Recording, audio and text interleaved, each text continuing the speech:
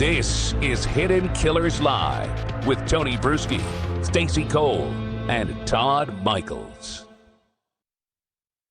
There's more to come from the Daybells. We'll get into more of the letters tomorrow. But in case you're playing along at home, you need Depeche Mode, you need Oingo Boingo, B-52's song Private Idaho, Keen, Spiraling, and Tim McGraw where the green grass grows if you're making that playlist at home. That's going to screw with my Apple playlist because it always takes what I listen to and gives me my own created playlist. So anybody playing along, be careful what you put in there. Next week, you might be really surprised. And now here's your long distance dedication on the Chad Daybell Top 40. Ooh, we should mix in Chad Daybell writing a long distance request to Casey Kasem. Dear Casey.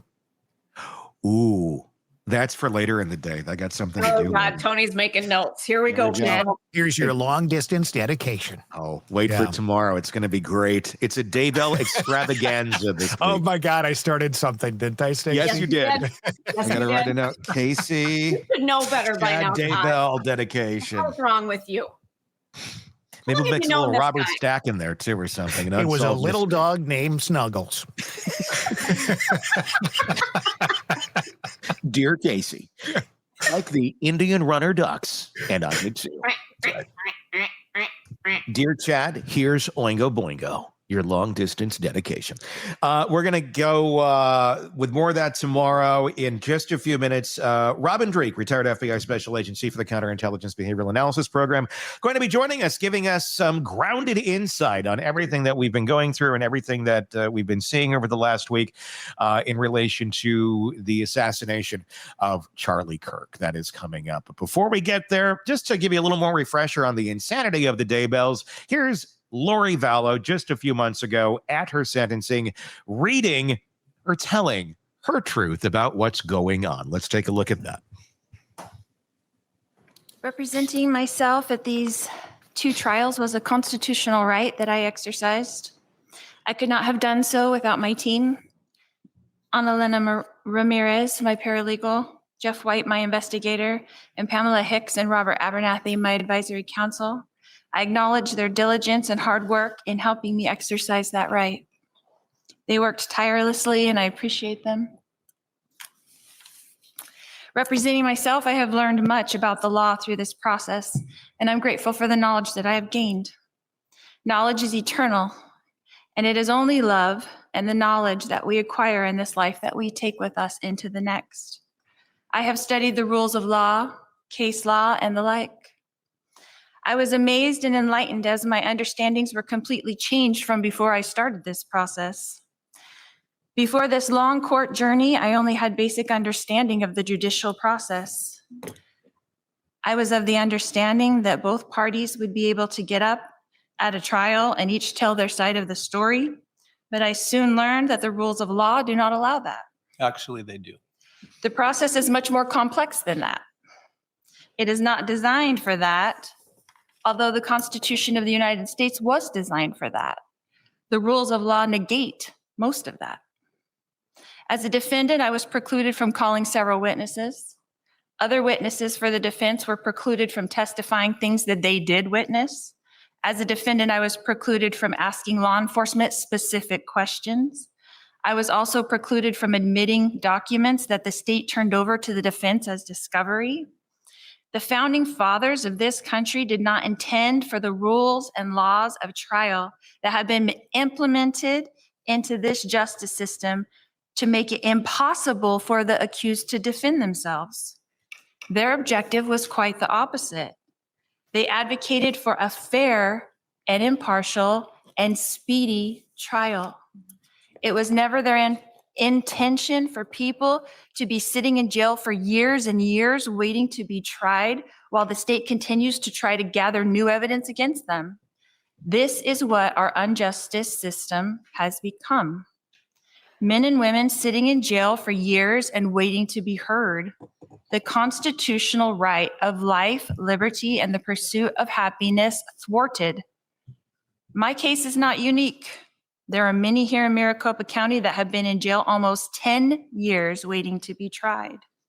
The conditions of this jail are not for long-term confinement. You do not have access to direct medical care. You do not have access to proper nutrition. You do not have access to sunlight. You do not have access to decent dental care. In fact, when you have been in Maricopa County Jail for 1 year, they come to your door and offer you a vitamin D supplement because you have not been in the sun in a year. Imagine this for years. It is inhumane. The state of Arizona, according to the laws, since I am a prisoner from another state, only had 90 days in which to give me 2 speedy trials. That's 3 months. I arrived here at MCSO on November 30th, 2023. That is over a year and a half, 20 months specifically. That is over 6 times the amount of time it should have taken for me to have these 2 trials. But Arizona leaves this law up to the judge's discretion, and the judge has the power to extend your trial at his will. Even though the 6th and 14th Amendment of the Constitution of the United States proclaims otherwise. 98% of all cases in Maricopa County end in plea deals where the accused plead guilty. And I'll tell you why. It's so miserable in that jail that they plead guilty so they can go to the prison and have decent food, decent sunlight, and a chance to live. 2% of all cases in Maricopa County that actually do go to trial, of all the cases that actually do go to trial, only 0.2 end in acquittal. That is 1 out of 1,200 people who go to trial go home. That's actually not the correct stat. Is that a system designed to convict you? The rules of law governing trial assure that. As you witnessed in my 2 cases, the judge supports the state to achieve this outcome. So here we are. The state of Arizona has accomplished its intention. 1, to extradite me from Idaho. 2, to convict me. And 3, to add to my ledger of lifetimes. The state used countless taxpayers' money to transport me, house me, millions of dollars to wrongly convict me on 2 charges that they made sure judicially that I could not defend myself against. I know political aspirations, raises, and job promotions were at stake. So congratulations. I was convicted in the media long before I went to trial. We all know that there was no way for me to come to Arizona and get a fair, impartial, or speedy trial. And now that fact has been proven. The state of Arizona brought me here when I was already serving 5 life sentences. Now I will serve 7 life sentences. Will that be enough? Will that be enough? I want everyone to know that I mourn with all of you. I am sorry for your pain.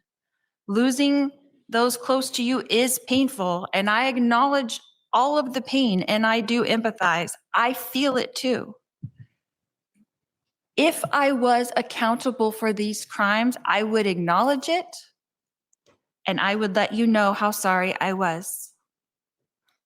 But I have witnessed for myself what it is like to leave this mortal existence and return home when I temporarily died in the hospital giving birth to my daughter, Tylee.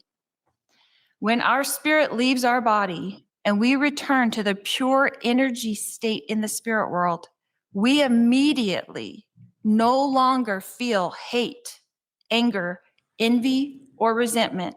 I promise you.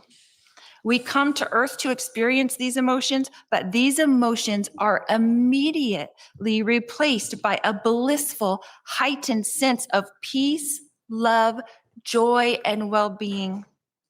The moment our spirit leaves our body, we feel more alive than we ever did on earth. And we have deep empathy for those we have left behind.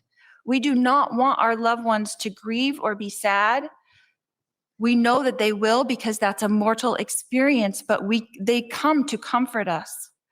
We immediately know the minute you leave your body, you are aware of who you are, why you came to earth, and that we will all be together again soon, and that this separation is only temporary.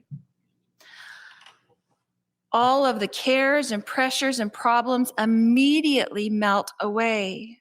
And after comforting our loved ones, we move on with our eternal life, continuing to pursue knowledge and wisdom and understanding in eternal progression. Heaven is a very busy and happy place where everyone is engaged in projects that they love to do. That includes Joshua, that includes Tylee, that includes Tammy, that includes Charles. No one there, none of these people are seeking revenge or justice. So although we miss our loved ones, and I do too, I assure you that they are busy and happy and peaceful. I have felt the kind of contentment that they feel now, and I try to duplicate that here. So whether I'm giving 5 life sentences or 7 life sentences, I will continue to try to uplift and help and strengthen those around me. It does not matter where you serve on earth as long as you do it with love. It doesn't matter if I'm given 7 lifetimes or the death penalty like my husband. What things look impossible to man are easy for Jesus. Jesus tells us in the Bible not to judge, but this whole entire justice system is just that. So I want you to watch, because God will show the world great miracles. I will continue to love everyone I come in contact with, and I will turn this battle over to God. If this is God's battle, then the math doesn't matter. 7 lifetimes or the death penalty doesn't matter. God's miracles will abound. When a soldier goes off to war, he is a soldier. When a soldier comes back from war, he is a warrior. And Jesus is in the prisons. He is turning his soldiers into warriors. For the prisoners shall go free. Sometimes victory doesn't look like victory until it's finished. Prisoners who have been told that they will never go free will be free. And I want you to expect miracles, and I want you to watch for them, because you will see. We fear not what man can do, because God's warriors surround us. When the battle is relentless, and this one has been for over 6 years, remember, God is building his army of warriors in the prison system. He is turning Sauls into Pauls. When Jesus is sending his servants into the prisons to prepare his warrior team, we will be there only until this purpose is complete, and then the warriors will walk free. We are redeemed by Jesus Christ, so we are free right now, but his chains will break, prison walls will fall, the power and majesty of God will be revealed. When Jesus is ready, he will call his warriors from the prisons, and we will walk free, and we will serve him. I will quote Moroni, the great prophet, from Moroni 8:16, and he says, "Behold, I speak with boldness, having authority from God. I fear not what man can do, for perfect love casteth out all fear." And in Ether, Moroni says, "And now, if I have no authority for these things, judge ye. For ye shall know that I have authority when ye shall see me, and we shall stand before God at the last day." Want more on this case and others? Then press subscribe now and don't miss a moment of true crime coverage from Tony Bruschi and the Hidden Killers podcast.